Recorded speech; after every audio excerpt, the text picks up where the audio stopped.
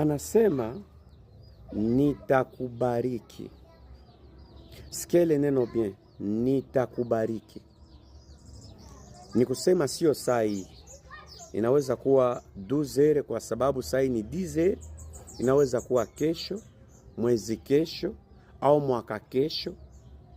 Sasa shida tuko nayo, wakati Mungu anakuambia nitakubariki, wewe unawaza ni ile sana nataka kukubariki.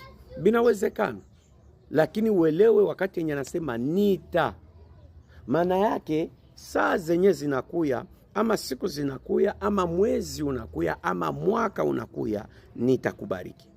Sasa ni bora kuwa na subira, kuchunga muda wa Mungu wa kukubariki ufike kusudi akubariki.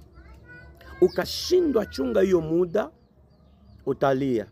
Na kama haulie, njoo akili itaanza kutuma unaenda kuwafumu, unaenda tafuta sijue banani na banani na banani na banani, unafanya ma impossible.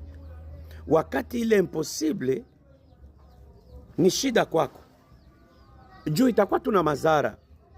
Itakuwa tuna madhara, matunda yake ni mbaya tu.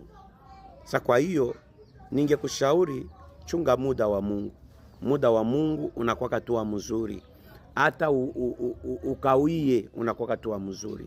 Kwa hiyo chunga muda wa Mungu kusudi ubarikiwe, kusudi upate mtoto, kusudi upate ndoa, kusudi ufanyikiwe. Ni lazima uchunge hiyo muda. Mungu akubariki.